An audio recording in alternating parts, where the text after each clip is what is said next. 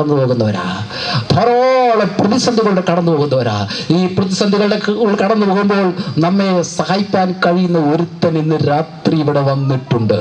അവനെ പരിചയപ്പെടുത്തുവാൻ ഞങ്ങൾക്ക് വലിയ സന്തോഷമുണ്ട്.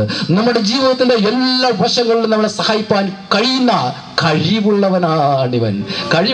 അവൻ കഴിവുള്ളവൻ, പ്രാപ്തൻ എന്ന് തുടങ്ങിയ നിരവധി വാഗ്ദത്തങ്ങളുടെ കർത്താവ് പറയുന്നു. ഇന്ന് രാത്രി ഞങ്ങൾ പ്രസംഗിക്കുന്ന എൻ്റെ കർത്താവ് നിങ്ങളെ ഇപ്പോൾ സഹായിക്കാൻ കഴിവുള്ളവനാ. ഇപ്പോൾ നിങ്ങളെ സഹായിക്കാൻ കഴിയുമായി. ഇന്ന് രാത്രി ഇവിടെ വന്നിരിക്കുന്ന ജീവിതങ്ങളെ, നിന്റെ ജീവിതത്തിന്റെ ഏതു സങ്കീർണമായ പ്രശ്നമായിരുന്നാലും കർത്താവ് നിങ്ങളോട് പറയുന്നത്, ഞാൻ നിങ്ങളെ സഹായിക്കാം, ഞാൻ നിങ്ങളെ രക്ഷിക്കാം എന്ന് കർത്താവ് പറയുന്നു. ഇന്ന് രാത്രി എത്ര പേർക്ക് വിശ്വസിക്കാൻ കഴിയും? ജീവിതത്തിലെ പ്രശ്നങ്ങൾ വരുമ്പോൾ ആ പ്രശ്നത്തിന്റെ മധ്യത്തിൽ കർത്താവ് നമ്മെ സഹായിക്കുന്നവനാണ്. ഞാൻ നിങ്ങളോട് പറയട്ടെ, ഞാൻ രക്ഷിക്കപ്പെടുന്നതിന് മുമ്പ് എൻ്റെ ചേട്ടൻ രക്ഷിക്കപ്പെടുന്നു. ചേട്ടൻ ഇവിടെ മുമ്പിലിരിപ്പുണ്ട്. കർത്താവിൻ്റെ ദാസന് ഓർത്ത ദൈവത്തെ സ്തുതിക്കുന്നു. ആദ്യ ഫലമായി കർത്താവിനെ സന്ദർശിതമായി സ്വീകരിച്ച് ഞങ്ങളുടെ കുടുംബത്തിൽ നിന്ന് ഇറങ്ങിത്തിരിപ്പാൻ ഇടയായി തീർന്ന കർത്താവിൻ്റെ ദാസൻ ഇന്ന് രാത്രികാലം നമ്മുടെ മധ്യത്തിലുണ്ട്. എൻ്റെ mother at the age of 40s അന്ന് എൻ്റെ മദറിൻ്റെ കാലിൽ ഒരു ചെറിയ വ്രണമുണ്ടായി. പശുവിനെന്തോ അഴിക്കാൻ പോയപ്പോൾ കാലം മുറിഞ്ഞതാണ്. അതങ്ങോട്ട് പഴുക്കാൻ തുടങ്ങി. ഇത് പഴുത്ത് കഴിഞ്ഞപ്പം സാധാരണഗതിയിൽ അന്നത്തെ കാലത്ത്, വർഷങ്ങൾക്ക് മുമ്പാണ്, അന്നത്തെ കാലത്ത് മരുന്നുകൾ മിക്കവാറും പച്ചമരുന്നുകളൊക്കെ വയ്ക്കും. ഞങ്ങളുടെ അടുത്ത് ഒരു നാരായണ ചോവൻ ഉണ്ടായിരുന്നു. ആ നാരായണ ചോവൻ്റെ അടുക്കൽ ചെന്ന് ഓട്ട് വിദഗ്ധനാണ്. ഓട്ടെന്ന് പറഞ്ഞാൽ നിങ്ങൾക്ക് മനസ്സിലാകുമായിരിക്കും. നീരിങ്ങൾ കയറി വരുമ്പോൾ ഊതി ഇറക്കും ഈ നീരിനെ. അങ്ങനെ ഊതി ഇറക്കുന്ന ഒരു വിദഗ്ധനായ ഒരു മനുഷ്യനായിരുന്നു. അദ്ദേഹത്തിൻ്റെ അടുക്കൽ ചെന്ന് ചികിത്സിച്ചു കൊണ്ടിരുന്നു. ഇങ്ങനെ ചികിത്സിച്ച് വന്നു കഴിഞ്ഞപ്പോൾ കാല് പിന്നെയും ഇങ്ങനെ നീര് വെക്കാൻ തുടങ്ങി. നാടൻ ഭാഷയിൽ പറഞ്ഞാൽ ഏൻ ഓതി പിള്ള കിറിഞ്ചി. ഈ ഓട്ടെല്ലാം കൂടിയതല്ലാതെ ഈ രോഗം അങ്ങ് മാറുന്നില്ല. ഇങ്ങനെ കുറച്ച് കയറി നീരിങ്ങനെ മുകളിലോട്ട് കയറുവാൻ തുടങ്ങിയപ്പോൾ അടുത്തുള്ള government hospital, Piravom government hospital ചെന്നു. അവിടെ ഒരു ക്രൂരനായ ഒരു വൈദ്യനായിരുന്നു, ക്രൂരനായ ഡോക്ടർ. ഇദ്ദേഹം ആളുകളോടെല്ലാം വളരെ ക്രൂരമായി സംസാരിക്കുകയുള്ളൂ. എൻ്റെ അമ്മച്ചിയെ അവിടെ കൊണ്ടുവന്നു. അദ്ദേഹം അവിടെ അഡ്മിറ്റാക്കി 1-2 ദിവസം തിരിയൊക്കെ കയറ്റി വെച്ച് ഇങ്ങനെ ചികിത്സിച്ചു കൊണ്ടിരുന്നു. പക്ഷേ പിന്നെയും രോഗം കാലങ്ങ് വീർക്കാൻ തുടങ്ങി. ഇങ്ങനെ കാല് വീർക്കുന്നത് കണ്ടപ്പോൾ ഇദ്ദേഹത്തിന് ഒരു സംശയം തോന്നി. ക്രൂരനായാലും അല്പം വിവരം ഉണ്ടായിരുന്നു. ഇദ്ദേഹം യൂറിൻ ഒന്ന് ടെസ്റ്റ് ചെയ്യാം എന്ന് പറഞ്ഞ് യൂറിൻ ടെസ്റ്റ് ചെയ്യാനായിട്ട് കൊടുത്തു വിട്ടു. യൂറിൻ കൊണ്ടുപോയി ടെസ്റ്റ് ചെയ്തുകൊണ്ട് വന്നു കഴിഞ്ഞപ്പോൾ പ്രമേഹം മൂത്തിരിക്കുക. അദ്ദേഹം വന്നേച്ച് പറഞ്ഞു, എളി വരെ നീര് കയറി, ഇനി കാല് അവിടുന്ന് മുറിച്ച് കളയണം. പച്ചറൊട്ടി ആഹാരം, പച്ചറൊട്ടിയും പച്ചപ്പാലും. ഞാൻ എൻ്റെ നാടൻ ഭാഷയിൽ പറയുക, ഇങ്ങനെ മരണം അല്ലെങ്കിൽ കാല് മുറിച്ച് കളയണമെന്ന് ഡോക്ടർമാർ വിധി എഴുതി.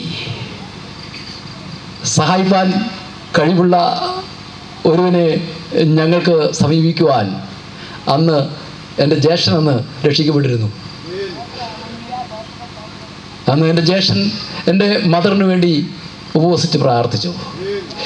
ഞങ്ങൾ കരഞ്ഞ്, ഞങ്ങൾ കൊച്ചു കുഞ്ഞുങ്ങൾ ദൈവസന്നിധിയിൽ കരഞ്ഞു.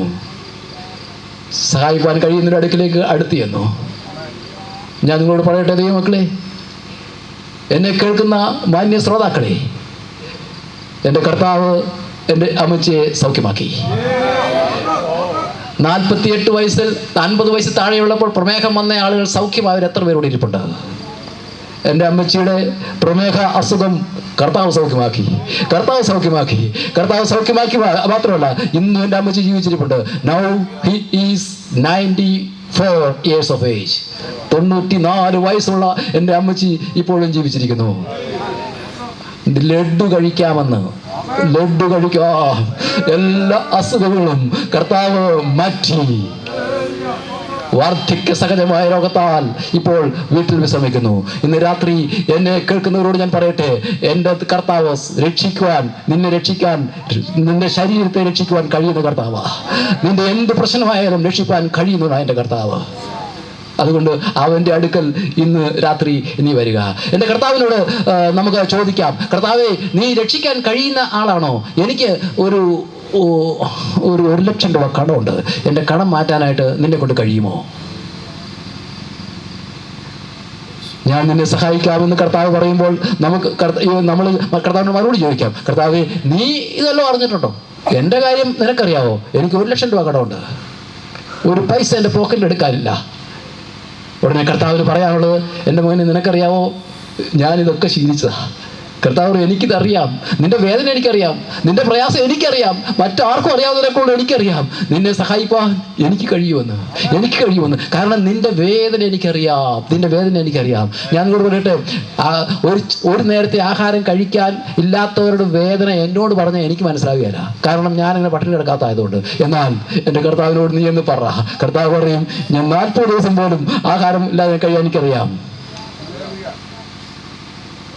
കിടപ്പാടമില്ലാത്തവൻ, എനിക്കൊരു വീടില്ല, എൻ്റെ കർത്താവ്, എൻ്റെ വീട് ഇല്ലാത്തവനെ എന്നെ സഹായിപ്പാൻ നിനക്ക് കഴിയുമോ?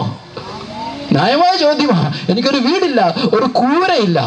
കർത്താവിന് പറയാൻ കഴിയുന്നത്, നിന്റെ സങ്കടം എനിക്കറിയാം, എൻ്റെ സഹോദരി, എൻ്റെ സഹോദര, നിന്റെ വേദന എനിക്ക് മനസ്സിലാകും. ലോകത്തിൽ മറ്റാർക്കും മനസ്സിലായില്ലെങ്കിലും എനിക്ക് മനസ്സിലാകുമെന്ന് കർത്താവ് പറയും. കാരണം എന്താ പറയാമോ? പറവകൾക്ക് ആകാശമുണ്ട്, പാമ്പുകൾക്ക് മാളമുണ്ട്, മനുഷ്യപുത്രനോ തലചായ്പാൻ ഇടമില്ല എന്ന് പറഞ്ഞ കർത്താവ്, അവന് ഈ ഭൂമിയിൽ ജീവിച്ചപ്പോൾ തലചായ്പാൻ ഇടമില്ലായിരുന്നു. നാം എല്ലാവരും നാം ഇപ്പോൾ യേശുവിൻ്റെ ജനനത്തെ ആഘോഷിക്കുന്നവരല്ലേ, പുൽക്കൂടുണ്ടാക്കുന്നവരല്ലേ. യേശു കുഞ്ഞിനെ പ്രസവിച്ചത് എവിടെയാണെന്ന് എഴുതിയിട്ടില്ല. എന്നാൽ അവനെ കിടത്തിയത് പുൽത്തൊട്ടിയില്ല. എന്തുകൊണ്ട് പുൽത്തൊട്ടിയിൽ കിടത്തി? എൻ്റെ കർത്താവ് ഈ അഖിലാണ്ടത്തെ മുഴുവൻ ഉണ്ടാക്കിയവരല്ലേ. അവൻ പുൽക്കൂട്ടിൽ കിടന്നവനാ. നിന്റെ ജീവിതത്തിന്റെ എല്ലാ വശങ്ങളും അറിയാവുന്ന കർത്താവ്, നിന്റെ ജീവിതത്തിന്റെ അറിയാവുന്ന ഒരുത്തനുണ്ടെങ്കിൽ എൻ്റെ യേശു മാത്രമാ. അവൻ രക്ഷിക്കാൻ കഴിവുള്ളവനാ. അവൻ നിന്റെ പാപത്തിൽ നിന്ന് മാത്രമല്ല, നിന്റെ രോഗത്തിൽ നിന്ന് മാത്രമല്ല, നിന്റെ ഏത് പ്രശ്നത്തെ മുടിയിപ്പാൻ എൻ്റെ കർത്താവ് മതിയായവനാണ്. അതുകൊണ്ട് ഇന്ന് രാത്രി കർത്താവിന് വേണ്ടി നിങ്ങളുടെ ഹൃദയങ്ങൾ കൊടുക്കും. ഇന്ന് രാത്രി നമ്മുടെ കണ്ണുകൾ ദൈവത്തിന് അടയ്ക്കാം. ഹല്ലേലൂയ. എല്ലാ കണ്ണുകളും അടയട്ടെ. ഞങ്ങൾ നിങ്ങൾക്ക് വേണ്ടി പ്രാർത്ഥിക്കാൻ പോവുകയാണ്. സ്തോത്രം. എല്ലാവരും കണ്ണുകൾ അടച്ചാട്ടെ. ദൈവമക്കളെ, നിങ്ങൾക്ക് വേണ്ടി പ്രാർത്ഥിക്കാൻ പോവുകയാണ്. സ്തോത്രം. ദൈവദാസന്മാർ ഇവിടെയുണ്ട്, നിങ്ങൾക്ക് വേണ്ടി പ്രാർത്ഥിക്കാൻ പോവുകയാണ്. കർത്താവാണ് നിങ്ങളെ സൗഖ്യമാക്കുന്നത്. നിങ്ങളുടെ രോഗത്തെ സൗഖ്യമാക്കുവാൻ എൻ്റെ കർത്താവിന് കഴിയും. അവൻ രോഗം ശീലിച്ചവനാ. നിന്റെ രോഗത്തിന്റെ വേദന അവനറിയാം. Praise the Lord. ഹല്ലേലൂയ. ലോകത്തിൽ നിന്റെ ഭർത്താവിനോട് ചെന്ന് പറഞ്ഞാൽ, നിന്റെ ഭാര്യയോട് ചെന്ന് പറഞ്ഞാൽ നിന്റെ വേദന അവർക്കറിഞ്ഞുകൂടാ. എന്നാൽ എൻ്റെ കർത്താവിന് അതറിയാം. അവനറിയാം, അവൻ ശീലിച്ചവനാണ്. ഇന്ന് രാത്രി നിന്റെ ഏത് പ്രശ്നവുമായി അവന്റെ അടുക്കിലേക്ക് വര. ഹല്ലേലൂയ. അവനെ വിടുവിക്കുവാൻ തക്കണം പ്രാപ്തനാണ്. ലോകത്തിൽ മറ്റാരും പ്രാപ്തനല്ലെങ്കിലും അവനെ ഒഴിപ്പാൻ പ്രാപ്തനാണ്. നിന്റെ പാപങ്ങൾ ഒഴിപ്പാൻ അവൻ പ്രാപ്തനാണ്. നിന്റെ രോഗങ്ങൾ ഒഴിപ്പാൻ പ്രാപ്തനാണ്. നിന്റെ സകല പ്രശ്നത്തെ ഒഴിപ്പാൻ കർത്താവ് പ്രാപ്തനാണ്. രക്ഷിപ്പാൻ കഴിയുന്ന ഒരുത്തൻ ഇന്ന് രാത്രി വന്നിട്ടുണ്ട്. ഹല്ലേലൂയ. അവനെ വരച്ച് കാണിച്ചിരിക്കുകയാണ്. രക്ഷിപ്പാൻ കഴിയുന്ന ഒരുത്തനെ ഇന്ന് രാത്രി വരച്ച് കാണിച്ചിരിക്കുന്നു. നീ അവന് വേണ്ടി നിന്റെ ഹൃദയം കൊടുക്കുമോ? നമുക്ക് എല്ലാവർക്കും എഴുന്നേൽക്കാമല്ലോ. എല്ലാവരും എഴുന്നേരുന്നാട്ടെ. ഹല്ലേലൂയ. എല്ലാവരും എഴുന്നേരുന്നാട്ടെ.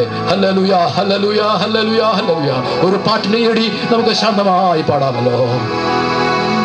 ജനിച്ചു, പ്രവൃത്തി ചെയ്തു, മരിച്ചു, 3-ാം ദിനത്തിൽ മരണത്തെ ജയിച്ചു ഉയരത്തിൽ പോ.